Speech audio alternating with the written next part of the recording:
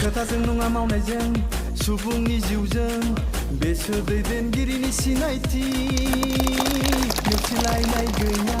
हारिनि मानसि फंबाय दैदेनगिरि होनना लाइमुथियाव इउपिपिएल दोलोनि जयनिं हाबाफारि 24 सा बिपिएफ सोद्रोमाफोरा इउपिपिएलआव जगदान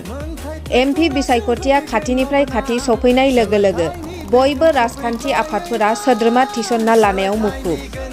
बेबादिनो 14 नं चिरांदुवार ब्लक इउपिपिएल दोलोनि बानजायनायाव दिनै चिरां जिल्लानि सिङाव थानाय लाइमुथि इउपिपिएल प्राइमारिनि मावख'आव एमएलए जयन्त बसुमतारीनि नुजाथिनायजों गासै सा 24 सा बिपिएफ सोद्रोमाफोरा इउपिपिएलआव आखाइ गोरोबहोयो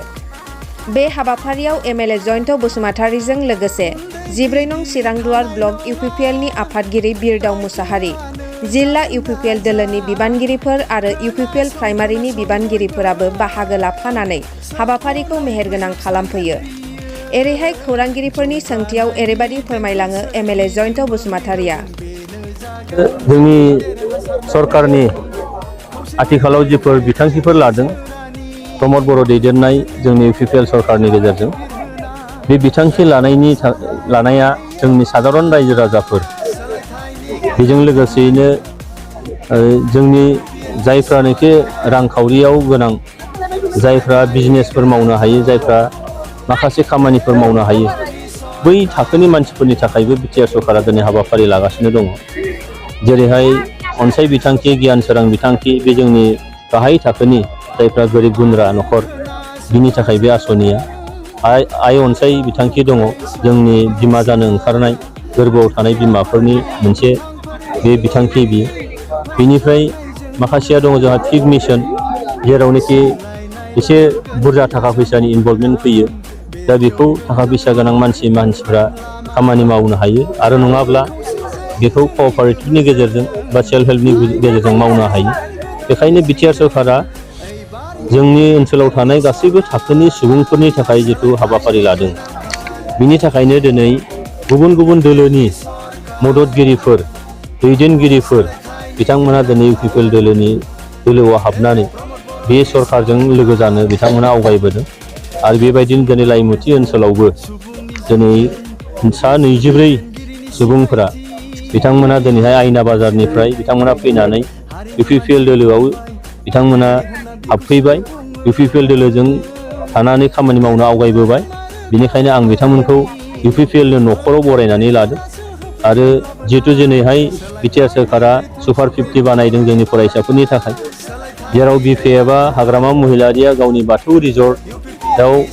बाथौ खेराइ रिजर्टआव जोंनि हायार सेकेन्डारि फरायनाय डिग्री फरायनाय गथ'फोरखौ लांनानै जयनिं खालामहोदों जौ जुवाजों गफबहोदों नाथाय जोंनि सरकारा जोंनि इउपिएससिआव फाथायहरदों जोंनि गोरों लाइमोनफोरखौ एपिएससिआव फाथायहरदों जोंनि गोरों लाइमोनफोरखौ जोंनि इन्जिनियार बानायनो जों नागिरदों डक्टर बानायनो जों नागिरदों दा बेबायदियाव समाजनि गासैबो थाखोनि जोंनि सानसुमैफोरखौ लानानै गोरों गोरा मानसिफ्रा दिनै इउपिपिएल दोलोनि मावनाय हाबाफारि बा बिनि जिफोर सान्थौ आरो सानस्रि बेखौ दिनै मोजां मोनदों बेनिखायनो दिनै जेरावबो खना खनला जायगाफ्राव इउपिपिएल दोलोआव दिनै हाबनो थाखाय जयनिं जानो थाखाय दिनै आवगायबोदों बिनिनो दिनैहाय नैबे लाइमुथि ओनसोलनि आयना बाजारनिफ्राय दिनैहाय सा 24 सुबुङा दिनै जोंनि दोलोआव हाबफैबाय आरो हाजार हाजार बेबायदि जगाजग जाबाय थादों दा जों नुदों जे काम्फा बरगयारी जेम्स बसुमतारी एमसिएलए बेनिफ्राय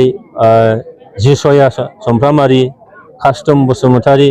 बिथांमोनहा फैयै बुंफैदोंनो जे हाखौ बिथांमोनासो होगोननो फरेस्टनि हानि लेन्ड टाइटेलमेन्टखौ बिथांमोनासो होगोन होननानै बुंफैदों सरकारावनो गैया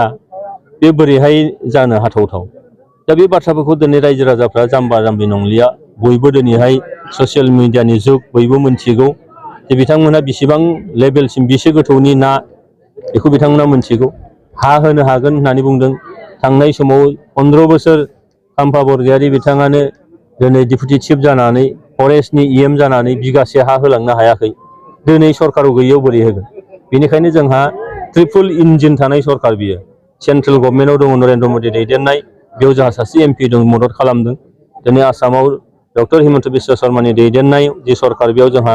उरखाव गोरा ब्रह्म बिथाङा दिनैहाय मन्त्रि हिसाबै दङ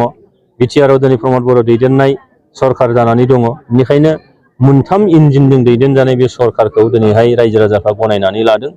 आरो जिथु हाया फरेस्टनिल' नङा जोंहा रेभिनिउ भिलेजावबो हानि जेंना दङ जेराव बिपिएफ सरकारा बिगासे हा होलाङाखै जोंनि सरकारा बे बोसोरथाम फुरायबाय दाखालि डिसेम्बर 15 तारिखआव दा बेखिनियाव 1,06,000निख्रुइबो बांसिन सुबुंफोरनो दिनै हानि पाट्टा राननानै होनाय जाबाय फरेस्टनि आलादाबाव 1,06,000 सुबुंफोरनो बैसोमुथि जे बिथांखिनि गेजेरजों जोङो हाखौ राननानै होदों आरो बे थांबाय थागोन जेब्लासिम लास्ट सासे सुबुङा हा मोना पाट्टा मोना बे समसिम जों मावलांबाय थागोन बेखायनो बे गासैबो हाबाफारिफोरखौ नुनानै दिनैहाय गुबुन दोलोनि मानसिफ्रा जोंनि दोलोनि फारसे गंग्लायनाय फैदों बिथांमोना जोंनि फारसे अनसायनाय दिन्थिदों आरो बेबायदिनो जयनिं जाबाय थादों जों मानगोनां जोंनि एमएलए सार लोगोसे जोंनि बिरदावसा आं गोबाव समजों बुंनो सानला मानोना बे लाइमोनथि एरियायावहाय फैनायनि मेन उद्देश्यआ जाबाय जोंनि सेरेमनि आं मानि थाखाय सेरेमनि जाफैदों होनब्ला आङो अरायसम आङो गोबाव समनिफ्रायनो आं इफोराव थाबोखादोंमोन आं मोनसे बेले बेजे आरो मानो होनब्ला जों इफोराव थानानैबो आंनि बुजिनाया बेनो आरो आङो सिगां इफोरखौ आं भुल बुजिदोंमोन मानो होनब्ला आङो सिगांबो अनेक इफिएलआवबो मावदों आङो लोगोसे बे बिटिआर बै समनि इउजि ब्रह्मनिफ्राय आं थाबोदों सिगांनिफ्राय थाबोखादों आङो दिनैसिमाव आं दंखायो मानो होनब्ला आङो माखासे मानसिफोरनि बिपिएफनि हांख्रायनायाव आरो बिपिएफनि खोथा बुंनायाव आङो गोनो गोथो सानदोंमोन आरो थानाय लोगोसे आङो जेसेबां आं थांनाय जयेन जाबायमोन आरो आङो आर'नाइखौ गानाखैमोन आरो बे समाव जों जेब्ला सम जागोन होमब्ला गानगोन होमब्लाबो नोंसोरजों दंसै होननानै आं बुंदोंमोन आरो बिदिनो बुंबायमोन आरो बेनिखायनो आं थांबाय होननानै आं दिनै स्रायै आं नुजागोन होननानै आङो बे जे जोंनि इउपिएलआव दङ बेयावनो आङो जगदान होफिनगोन आङो गोसो गोरबोजों आं जगदान होफिनगोन होननानै आङो नाजादों आरो आं बै समाव बिपिएफनि आमोलावबो आङो बै जोंनि पुराना गामियाव आरो आङो मोनसे सहायनि थाखाय बे समावहाय जोंनि निर्मल सारा जोंनि एमसिएलएमोन बे समाव आङो बै एरियायावहाय आङो शिब मन्दिरनि थाखाय आङो बे एमसिएलएनाव बिना हैदों बे समाव बियो गोबां जोङो गासिबो जों 20 जननि बारा 25 जनसो दङ आरो माखासे थाबोबावदों आरो फैजोबगोन आरो